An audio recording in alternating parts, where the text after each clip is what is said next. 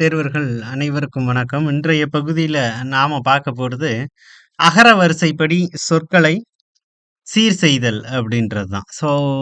ஆங்கிலத்துல கிரோனாலஜிக்கல் ஆர்டர் அப்படின்னு சொல்லுவாங்க இல்லையா?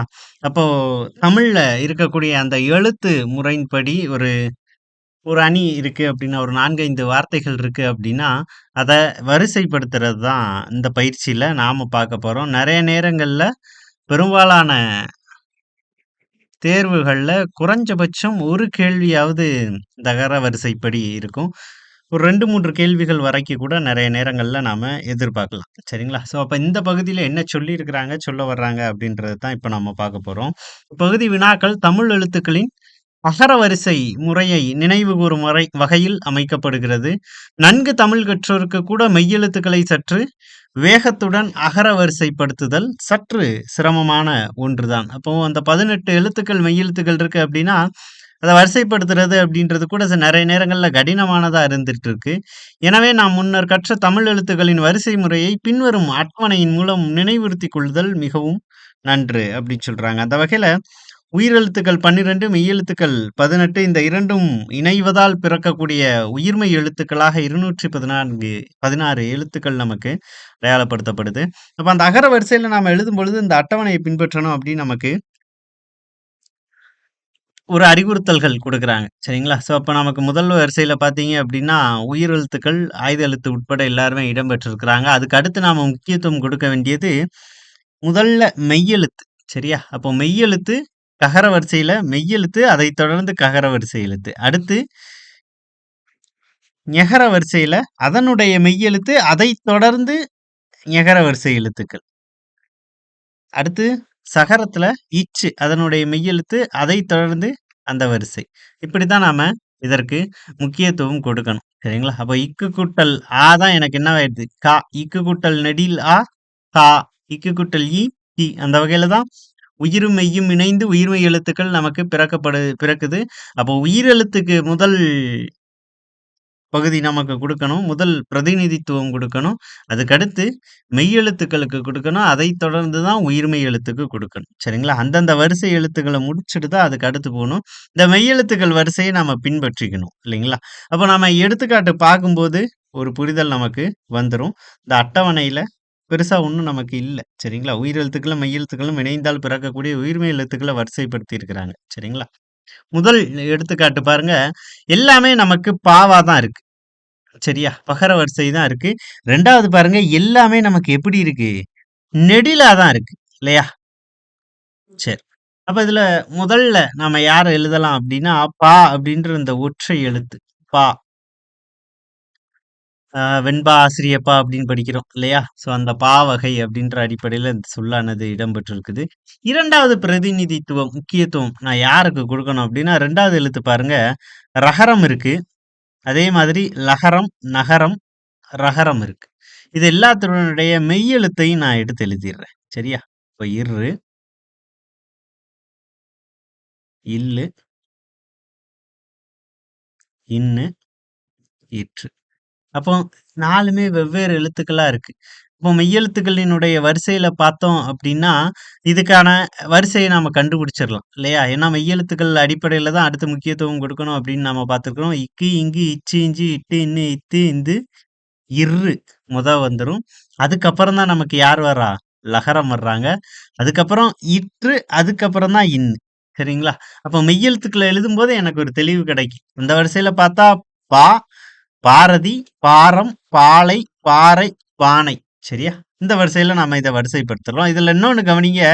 இந்த ரகரத்திலே 2 சொற்கள் எனக்கு ஒரே மாதிரியா இடம்பெறுது.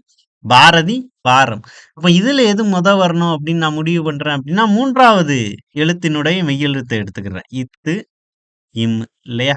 அப்ப இதுல எது வரும்? இத்து. இத்து, இந்து, இப்பு, இம்மு அப்படின்னு தான் நம்ம படிக்கிறோம். அதனால தான் பாரதி வச்சுட்டேன். பாரம் 2வது வச்சுட்டேன். சரிங்களா? அப்ப இதன் அடிப்படையில தான். எப்பவுமே முதல் சொல்ல பாருங்க. முதல் சொல்லினுடைய மெய்யெழுத்த எடுத்துக்கோங்க. வரிசையில அது முதல்ல வர்றதா, அத வச்சு அடையாளப்படுத்துங்க. ஒருவேளை முதல் எழுத்து ஒண்ணா இருக்கக்கூடிய பட்சத்துல, 2வது எழுத்தினுடைய மெய்யெழுத்த எடுங்க. 2வது எழுத்தும் ஒண்ணா இருக்கக்கூடிய பட்சத்துல, 3வது எழுத்தினுடைய மெய்யெழுத்த எடுங்க. கொஞ்சம் பயிற்சி பண்ணி பார்த்தீங்க அப்படின்னா இது வந்துரும். பாருங்க. பசு, பகடு, நெய், நேர்மை, நொச்சி, நோய். சரி. இப்ப இந்த சொல் எனக்கு குடுத்துட்டாங்க. இதுல இக்கு, இங்கு, இச்சு, இஞ்சு, இத்து, இந்து வந்துருது இல்லையா? அதுக்கப்புறம் தான் இத்து, இந்து, இப்பு, இம்மு. அதுக்கப்புறம் தான் இப்பு பகரம் வருது. அப்போ இந்த நகர சொற்கள்லாம் எனக்கு முன்னாடி வந்துரும். முன்னாடி எடுத்திருக்காங்களா? நாமளே பார்க்கிறோம். சரி. இப்ப இந்த நகரத்துல இது குரில், இது நெடில், இது குரில், இது நெடில். சரி. இப்போ இந்த வரிசையில பார்த்தா நானா, நினி, நுனு, நேனே வரிசை பார்த்தோம் அப்படின்னா, இந்த குரில் எனக்கு முதல்ல வருது. நேர்மை அதுக்கு அடுத்து வருது. சரியா? அதே மாதிரி நோல பார்த்தீங்க அப்படின்னா, நொச்சி முதல்ல வருது. அதுக்கு அடுத்து தான் நோய் அப்படின்றது வருது. என்னால வரிசைப்படுத்த முடியுது. இல்லையா? என்ன பாருங்க.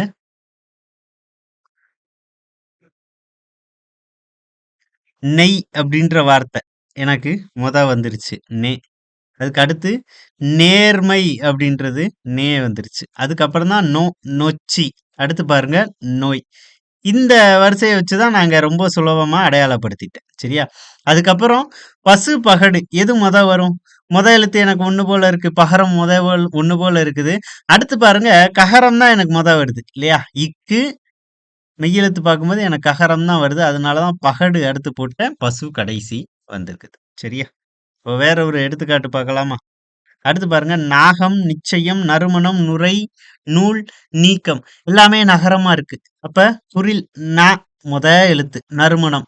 நாக்கு அப்புறம் நெடில் வரும். நாகம் 2வது போட்டேன். அடுத்து நிச்சயம், நீ நெடில் நீக்கம், நுரை, நூ நூல். இல்லையா?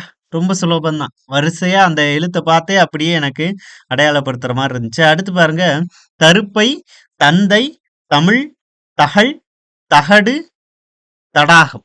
அப்ப இது எப்படி நான் அடையாளப்படுத்துறது? எல்லாமே தாவா இருக்கு. முதல் எழுத்து. அப்போ முதல் எழுத்த நான் விட்டுறலாம். 2வது எழுத்தினுடைய மெய்யெழுத்து எடுக்கிறேன். இல்லையா? அப்போ மெய்யெழுத்துக்கள்ல முதல்ல எனக்கு என்னது இருக்குது? தகரம் தான் இருக்கு. அப்ப எங்கேயாவது இருக்கா? ஆமா. இந்தா இருக்கு. தகடு போட்டாச்சு. சரி. தகடும், தகழும் 1 போல இருக்குதுல்ல. 2மே காவா இருக்கு. அப்ப 3வது சொல்ல பார்க்கிறேன். லகரம் வருமா? தகரம் வருமா? அப்படின்னு பார்த்தா, இந்த சிறப்பு லகரம்லாம் கடைசி தான் வரும். இல்லையா? இக்கு, இங்கு, இச்சு, இஞ்சு, இட்டு. இட்டு முதல்லே வந்துருச்சு. அதனால தான் தகடு வச்சிருக்கிறேன். தகழ் 2வது வச்சிருக்கிறேன். சரி. தகரத்த முடிச்சிட்டேன். அதுக்கு அடுத்த சொல் என்னவா இருக்குது? தகரம் தான். ஏன்னா, அதுக்கு இடையில இருக்கக்கூடிய எழுத்துக்கள்லாம் எனக்கு இல்ல. அதனால தடாகம். இக்கு, இஞ்சி, இட்டு, இன்னு, இத்து, இந்து, இப்பு, இம்மு, ஈ, இர். வந்துருச்சா? அப்ப வரிசை தான். அந்த எழுத்துக்களினுடைய வரிசை 18 எழுத்துக்களினுடைய வரிசையும் எனக்கு எழுத தெரியணும். பிரச்சனை என்னன்னா, நெறைய பேத்துக்கு தமிழ் எழுத தெரியும், வாசிக்க தெரியும். ஆனா எழுத்த வரிசைப்படுத்தும்போது லகரத்துல ஏதோ ஒரு மாற்றம் பண்ணிருவோம். இல்லன்னா நெறைய நேரங்கள்ல நமக்கு நல்லா தெரிஞ்ச சின்ன விஷயங்கள்ல கூட சந்தேகம் வந்துரும். ஒண்ணும் பிரச்சனை இல்ல. எல்லாத்தையும் ஒரு தடவ எழுதி பார்த்துறணும். வாசிச்சு பார்த்துறணும். உங்களுக்கு தேர்வுலயுமே பின்னாடி அந்த ரஃப் பேப்பர் அப்படின்னு ஒண்ணு குடுத்திருப்பாங்க இல்லையா? அதுல அந்த வரிசைய எழுதிருங்க. இந்த மெய்யெழுத்து வரிசை மட்டும். இக்கு, இங்கு, இச்சு, இஞ்சு, இட்டு, இன்னு, இத்து, இந்து, இப்பு, இம்மு, ஈ, இர். முதல்ல யார் வரா? வகர லகரம் வர்றாங்க இல்லையா? இல், இவ்வு, அடுத்து சிறப்பு லகரம். இல், அடுத்து பொது லகரம். இல், அடுத்து இற்று, இன். சரியா? இப்போ இந்த 18 எழுத்துக்களையும் எனக்கு வரிசைப்படுத்த தெரியணும். அடுத்து பாருங்க எல்லாமே சாவா வந்திருக்கு. சரியா? சூரியன், சிநேகம், சீதை, சாட்சி, சந்திரன், சுமை. இப்ப இத நான் எப்படி அடையாளப்படுத்துவேன்? சந்திரன் சா, சாட்சி சீக்கு சிநேகம், சீதை சூக்கு சுமை, சூரியன் இல்லையா? அப்ப அந்த வரிசை முதல் எழுத்த வச்சே நான் அடையாளப்படுத்திடலாம். முதல் எழுத்து ஒரே மாதிரி இருந்தா தான் நான் 2வது எழுத்துக்கு போகணும். இல்லையா? அதனால குழப்பிக்க தேவையில்ல. சரிங்களா? அடிப்படையா பார்க்கும்போது, முதல்ல நீங்க எடுத்து பயிற்சி பண்ணக்கூடிய பகுதி இப்படி கொஞ்சம் சிம்பிளா இருக்கும். கொஞ்சம் போக போக பார்த்தீங்க அப்படின்னா, 10, 15 வார்த்தைகள்லாம் சில நேரங்கள்ல இடம்பெற்றிருக்கக்கூடிய ஒரு பகுதி எடுத்து பயிற்சி பண்ணும்போது, நமக்கு கொஞ்சம் தெளிவு கிடைச்சிரும். பாருங்க முழுக்க முழுக்க உயிரெழுத்துக்கள மையமா வச்சு. ஏகலைவர், 5, ஒருமை, ஏகாதசி, ஐக்கியம். இப்ப இது என்னது? உயிரெழுத்துக்கள் வரிசையிலேயே நாம எழுதிறலாமா? இல்லையா? அ, ஆ, இ, ஈ, உ, ஊ, ஏ, ஏ. அப்ப ஏகாரம் தான் முதல்ல வருது. 2 ஏ இருக்கு. அப்ப நான் என்ன பண்ணணும்? 2வது எழுத்துக்கு போயிரணும். இங்க குறில் எழுத்து கா இருக்கு. இங்க நெடில் எழுத்து கா இருக்கு. அப்ப குறில கொண்டு வரலாமா? ஏகலைவர், ஏகாதசி.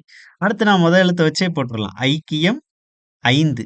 ஐக்கியம் 5. ஐக்கியத்த ஏன் கொண்டு வந்திருக்கிறேன்? ககர வரிசை. 5 இந்து பின்னாடி வரும். அதுக்கப்புறம் பாருங்க, ஒருமை அப்படின்றது. அப்ப ரொம்ப சுலபமா நான் இத கட்டமைச்சிடலாம். அடுத்து பாருங்க, அந்தணர், ஆக்கம், ஆடவர், இசை, இலக்குமி, உணவு. இப்ப இதுல எதன் அடிப்படையில இடம்பெற்றிருக்கு? முதல்ல உயிரெழுத்த நான் வரிசைப்படுத்திட்டேன். ஆக்கம், ஆடவர், ககரம் இருக்கிறதுனால ஆக்கத்த கொண்டு வந்துட்டேன். இசை, லட்சுமி அப்படின்றத தான் நாம எப்படி எழுதியிருக்கிறோம்? இலக்குமி அப்படின்னு இருக்கிறோம். ஏன்னா இலக்கணத்துல தற்சமம், தற்பவம் அப்படின்னு பார்ப்போம் இல்லையா? இது தற்பவம். அப்ப இ முதல் எழுத்து, 2வது எழுத்து பாருங்க, இச்சு, இல்லு. இப்ப எது வரும்? இச்சு இல்லையா? இப்ப அத நான் கொண்டு வந்துட்டேன். சை அப்படின்றத. 2வது எழுத்தா தான் சொல்லாதான் நானு லட்சுமி அப்படின்றத இடம்பெறுறேன். இறுதியா உ அப்படின்றது உணவு. அப்ப முதல் எழுத்த நான் பார்க்கிறேன். அது 1 போல இருந்தா 2வது எழுத்த பார்க்கிறேன். அத வரிசைப்படுத்திட்டு அதுக்கு அடுத்த சொல்ல முதல் எழுத்த தான் நான் பார்க்கணும். சரிங்களா? கொஞ்சம் பயிற்சி பண்ணி பாருங்க. இது ரொம்ப ரொம்ப ரொம்ப ரொம்ப சுலபமான பகுதி. நமக்கு நெறைய பயிற்சிகள் குடுத்திருக்கிறாங்க இல்லையா? ஒரு 50க்கு மேல எடுத்துக்காட்டுகள் இங்க விடையோட இருக்கு. அப்ப இது எல்லாத்தையும் பயிற்சி பண்ணி பார்த்துட்டாலே ஒரு தெளிவு கிடைச்சிரும். அடுத்த காணொளியிலயுமே ஒரு 10 எடுத்துக்காட்டுகள் நாம பார்க்கலாம். கொஞ்சம் தெளிவு பெற்றலாம். சரிங்களா? அடுத்த காணொளியில சந்திக்கலாம். நன்றி.